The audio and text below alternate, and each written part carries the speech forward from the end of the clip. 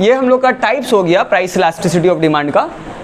उसके बाद है मेथड्स। 4 मेथड है price elasticity of demand calculate करने का, measurement of price elasticity of demand. तो क्या क्या मेथड है? परसेंटेज मेथड है जिसको हम लोग प्रपोर्शनेट मेथड भी बोलते हैं। टोटल आउटले, आउटले मतलब होता है एक्सपेंडिचर, टोटल एक्सपेंडिचर मेथड है या टोटल रेवेन्यू मेथड है। ज्योमेट्रिक मेथड या पॉइंट मेथड है। और चौथा आर्क मेथड है, आर्क इलास्टिसिटी ऑफ डिमांड। ये टोटल 4 मेथड है price elasticity of demand measure करने का, ठीक है, कैलकुलेट करने का, ठीक है। तो अब जो है सबसे पहले हम लोग स्टार्ट करते हैं परसेंटेज मेथड। परसेंटेज मेथड से किस तरह से हम लोग price elasticity of demand calculate कर सकते हैं, ठीक है। तो यहाँ पर अगर आप देखिए,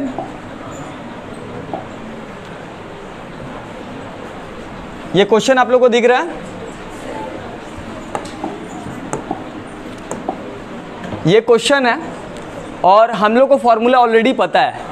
हम लोग पढ़े अभी थोड़ा देर पहले कि परसेंटेज मेथड से जो फॉर्मूला है प्राइस इलास्टिसिटी ऑफ डिमांड का, एक फॉर्मूला अभी हम लोग कितना देर से पढ़ रहे हैं, percentage change in quantity demanded by percentage change in price.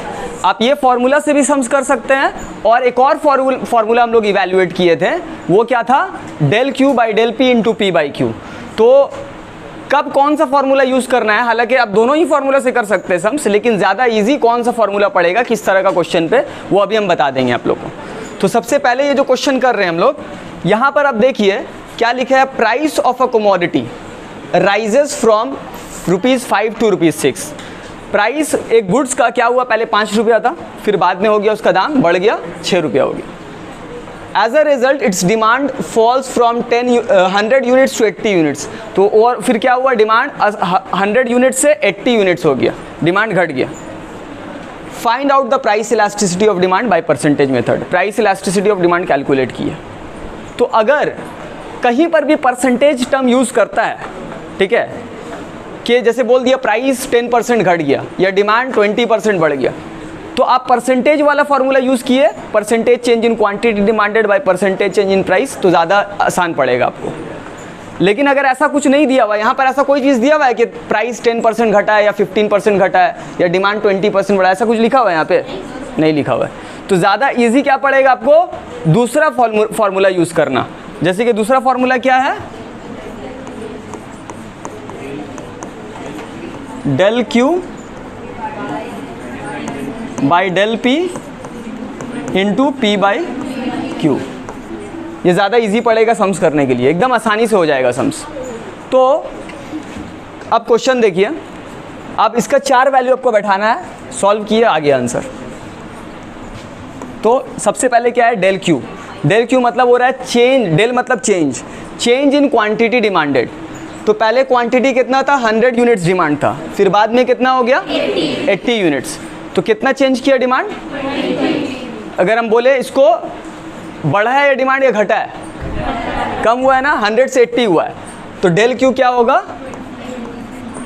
-20। क्यों माइनस, क्योंकि कम हुआ है, अगर बढ़ेगा तो क्या होगा प्लस। तो डेल क्यू और डेल पी में याद रखिएगा प्लस माइनस के साथ होगा, ठीक है। उसके बाद फिर नीचे क्या है, डेल पी है, मतलब चेंज इन प्राइस।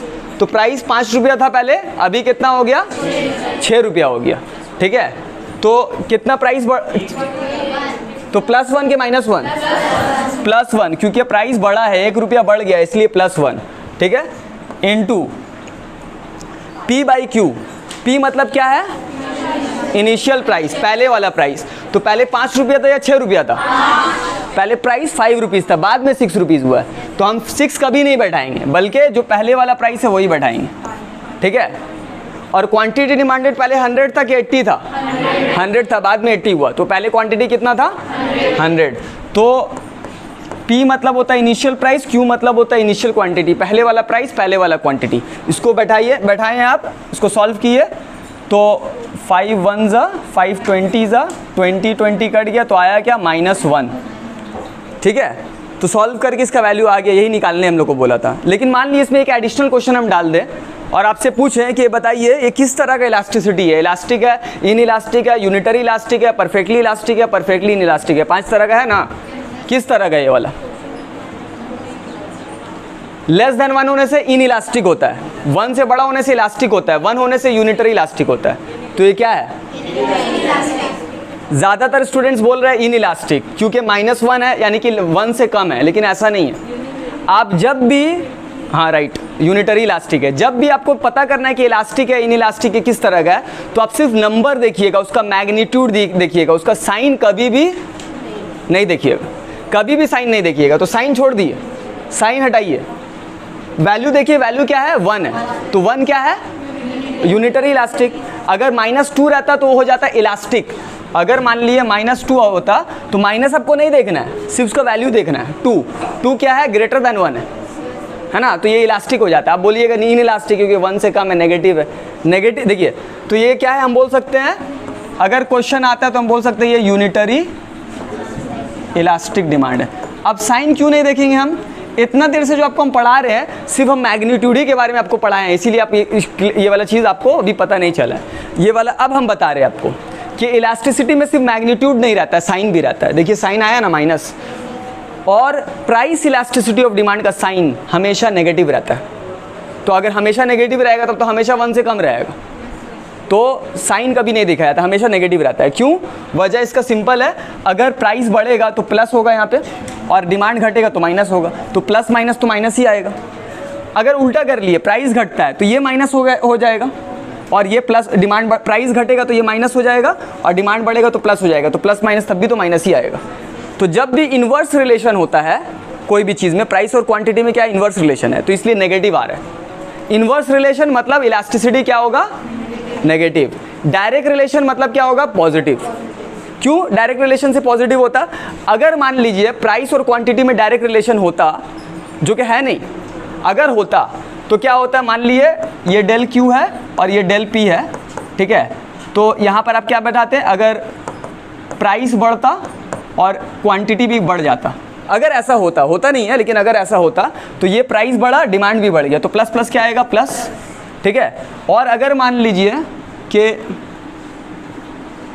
अगर प्राइस घटा तो माइनस होता ये, और क्वांटिटी भी माइनस होता, प्राइस घटा और डिमांड भी घट गया, तब भी माइनस माइनस कट के प्लस ही आता। लेकिन ऐसा तो रियल में नहीं होता है, हम लोग को पता है इन्वर्स रिलेशन है। तो इलास्टिसिटी, कोई भी इलास्टिसिटी आपको पता करना है वो पॉजिटिव है कि नेगेटिव, आपको रिलेशन देखना है। प्राइस और डिमांड में क्या रिलेशन है? इन्वर्स। तो इलास्टिसिटी ऑफ डिमांड का क्या होगा? साइन हमेशा नेगेटिव, क्योंकि इन्वर्स रिलेशन है, तो हमेशा याद रखिएगा नेगेटिव होगा प्राइस इलास्टिसिटी ऑफ डिमांड का। और भी टाइप का इलास्टिसिटी ऑफ डिमांड है तो वहाँ पॉजिटिव हो सकता है, लेकिन हम बात कर रहे हैं प्राइस इलास्टिसिटी ऑफ डिमांड का, तो ये हमेशा नेगेटिव होता है, पॉजिटिव कभी भी नहीं होता है। तो ये क्या है आपका? इसका वैल्यू यूनिटरी इलास्टिक डिमांड है। -1 मतलब माइनस को इग्नोर करिए, और 1 देखिए, 1 यूनिटरी इलास्टिक है। कोई प्रॉब्लम? ये जो क्वेश्चन देख रहे हैं ये आप लोग होमवर्क कीजिएगा, वैसे ही सेम सम्स है, ठीक है। बाद में इसको आप देख लीजिएगा, मतलब कि आपको दे दिया जाएगा, आप इसको होमवर्क करके लेके आइएगा, ठीक है। नेक्स्ट क्वेश्चन में अभी हम जा रहे हैं, क्वेश्चन नंबर 8, ठीक है। तो यहाँ पर अगर आप देखिए question, price elasticity of a demand of a good is कितना है? -1 एट अ गिवन प्राइस। अभी जो प्राइस चल रहा है, कितना चल रहा है नहीं बताया। The consumer by 60 units. अभी जो प्राइस चल रहा है, इस प्राइस पे कंज्यूमर कितना गुड्स खरीद रहा है? 60 यूनिट्स ऑफ गुड्स खरीद रहे हैं। How many units will the consumer by if price, ये क्या है? फॉल्स होगा, ठीक है। इफ प्राइस फॉल्स बाई 10%, तो इस जगह पे कौन सा फॉर्मूला यूज करना ज़्यादा आसान पड़ेगा?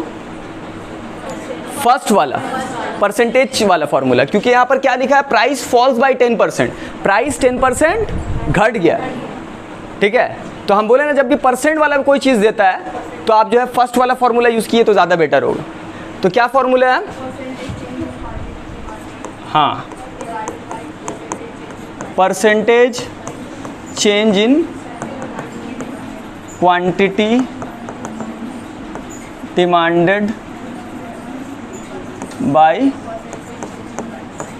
Percentage change in price. Question clear आ रहा है? क्लियर आ रहा है?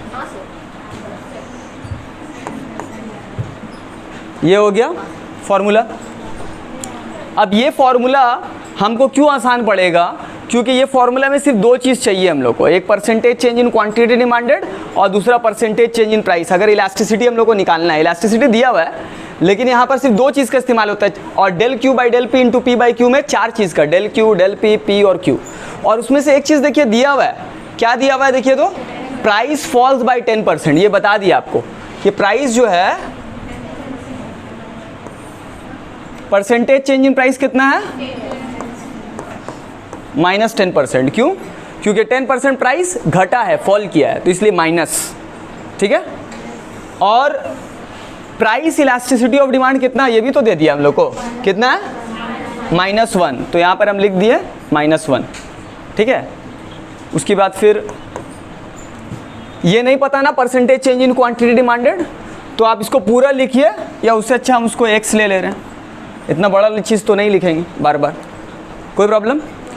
तो इसको अगर मल्टीप्लाई किए तो कितना आएगा, x is equal to -1 into -10 कितना हुआ, +10%। माइनस इंटू माइनस कितना हो गया, +10%। तो x क्या था वैसे, परसेंटेज चेंज इन QD लिख दे रहे, quantity demanded. Percentage change in quantity demanded कितना है, +10%। ठीक है, तो यहाँ पर ये दो चीज़ दिया हुआ था, तो हम लोग का percentage change in quantity demanded निकल गया, कितना है, +10%, कि डिमांड हम लोग का बड़ा है 10%। ठीक है, ये पता चल गया। अब पूछा है कि how many units will the consumer buy if price falls by 10%। अगर 10% प्राइस अगर कम हो जाएगा तो लोग अब कितना खरीदेंगे। तो हम लोग को ये पता चल गया कि डिमांड कितना बढ़ेगा, 10%। पहले क्वांटिटी डिमांडेड कितना था, 60 यूनिट्स। ठीक है, तो ओल्ड क्वांटिटी डिमांडेड कितना था, 60 यूनिट्स। तो डिमांड कितना बढ़ेगा, 10%, मतलब 60 यूनिट्स का 10%। तो इंक्रीज होगा ना, प्लस लिखा हुआ है तो plus, increase in quantity demand कितना इंक्रीज करेगा, कितना, 10%। तो 10% मतलब 10/100, किसका 10%, 60 यूनिट्स का। पहले डिमांड 60 यूनिट्स था, अभी 60 यूनिट्स का 10% डिमांड बढ़ जाएगा। तो 10% निकालिए 60 का, कितना होगा, काटे तो कितना आया, 6 यूनिट्स, मतलब 6 यूनिट्स डिमांड बढ़ेगा। आपसे ये क्वेश्चन नहीं पूछा है कि डिमांड कितना बढ़ेगा। अगर ऐसा पूछता कि कितना डिमांड बढ़ेगा तो आपको ये आंसर हो जाता, डिमांड 6 यूनिट्स बढ़ेगा। ऐसा पूछा है, बल्कि ये पूछा है कि अभी जो प्राइस घट जाएगा 10%, तो अब डिमांड कितना होगा। ठीक है, तो पहले 60 यूनिट्स डिमांड था, बढ़ा कितना, 6 यूनिट्स, तो +6 है एक्चुअली, कि 6 यूनिट्स बढ़ा है डिमांड। तो यानी कि अभी न्यू क्वांटिटी डिमांडेड क्या होगा, न्यू क्वांटिटी डिमांडेड 60 + 6 यानी कि 66 यूनिट्स। पहले 60 था, अभी 6 बढ़ गया, तो कितना हो गया नया डिमांड, अभी डिमांड हो गया 66 यूनिट्स। तो हम लोग सम्स कर लिए। तो प्रोसेस क्या था, पहले जो है इलास्टिसिटी ऑफ डिमांड दिया हुआ था, ये दिया हुआ था, तो हम लोग को percentage change in quantity demanded निकल गया, 10% डिमांड बढ़ेगा। ठीक है, उसके बाद फिर हम लोग को पता है पहले 60 यूनिट्स डिमांड था, तो 10% बढ़ेगा, यानी कि 10% 60 का कितना हो गया, 6, मतलब 6 यूनिट्स डिमांड बढ़ेगा। अगर 6 बढ़ेगा, पहले 60 था, अभी 6 बढ़ जाएगा, तो कितना हो जाएगा, 66 यूनिट्स। सिंपल था सम्स, कोई प्रॉब्लम। तो ये सम्स अगर आप देखिएगा, प्रॉब्लम 10 जो लिखा है, 100 units of goods are demanded at the price ₹4। जब 4 रुपया प्राइस है, 4 रुपीज़ प्राइस है, तो डिमांड कितना है, 100 यूनिट्स।